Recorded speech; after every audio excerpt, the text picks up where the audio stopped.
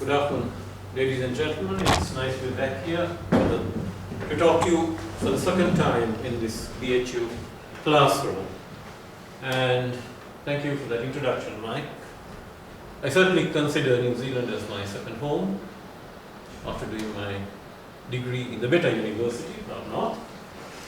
And although we can argue about it, but still I would hold the flag for massive. And I'm here to talk to you about nature farming with EM technology.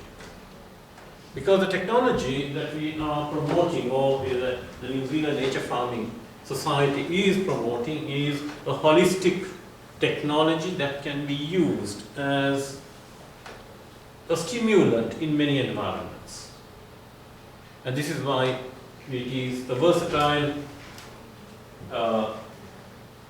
technology, but please remember, it is not the technology, it is one of the technologies. And I will tell you why. I'm going to talk to you about, this is my presentation that I would like to talk to you about.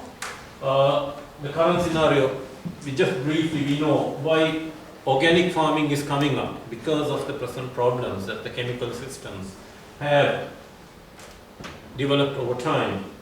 And what are the possible solutions that we have? And I will also talk then why we are moving this way into organic and nature farming, and talk to you a little bit about Mokicho Prada. Nature farming was developed, the concept of nature farming was developed by him, and the validity, problems, and the future. So we know this. We are certainly concerned about the life quality. Is food going to be available? Is the food contaminated? What about human health, environment, recreation? Now in my country, the government is more interested in quantity rather than quality. That is true of all developing countries. The government emphasizes that people should produce more irrespective of what happens. Forget the environment. First, satisfy the vote bank and then proceed. So this is, but here in countries like New Zealand, and I certainly, as Mike said, I teach for 2 months in Switzerland at the ETH, which is the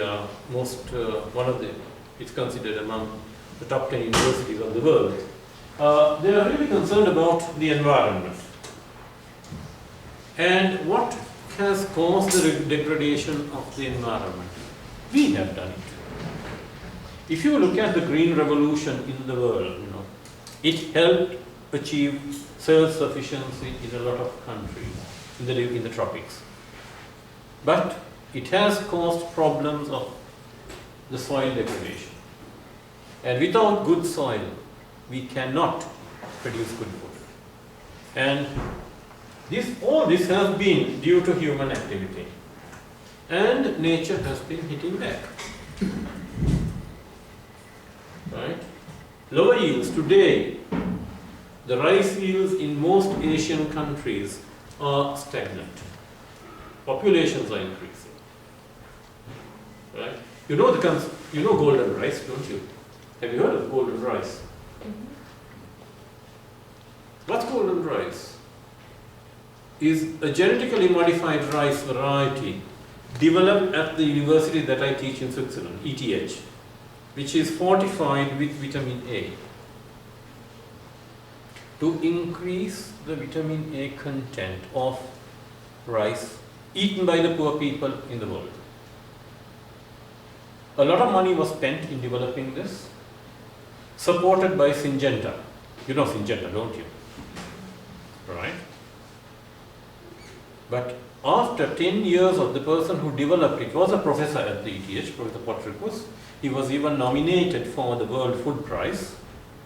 But today, if you go to see how much of golden rice is being cultivated, I don't think there is even 5 hectares of golden rice being cultivated. People just don't want to eat it because it is genetically modified. Right? And the normal rice yields are lower, contaminated soil, food, human health, environmental catastrophes, and also we have floods, droughts, tsunamis. This is nature hitting back. But today, this is the most important thing in our lives, isn't it? Any function is not complete if there is no food. Right? It is the most important thing, it is the most significant industry. Whatever people say, the agriculture is the most important industry in the world because it produces food for people. And I believe, and I tell my students, both in Switzerland and in Sri Lanka, that agriculturists are doing a service to humanity. They are producing the food. And it's the greatest employer, and it's the greatest human pleasure, isn't it? Wouldn't we like good fish and chips? But it is the biggest cause of our illness as well. And especially in the developing countries, the government spends so much of money on these controlling diseases. And food security. Today, this is the concept in all the international fora. Food security. All governments are trying to achieve this. Can the people in a particular country achieve food security? Can they have at least 1 square meal a day? Right? And food security today is, the problem is by low yields and poor crop management. And this is, I don't have to tell you, this is the cause. We have forgotten the soil. The Green Revolution, the fertilizer and the pesticide programs that were started by in the 1960s, right? The person who developed it died, I think, last year, Norman Borlaug. The Green Revolution was started by him. He won the World Food Prize, got the Nobel Prize for Peace, all that, yes.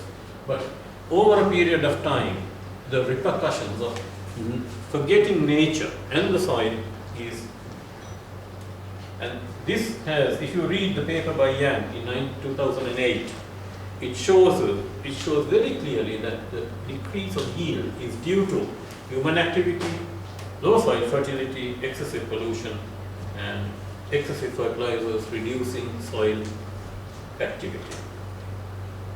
And then we have the environmental problems: degradation, water quality, eutrophication, loss of biodiversity, and lower recreational quality.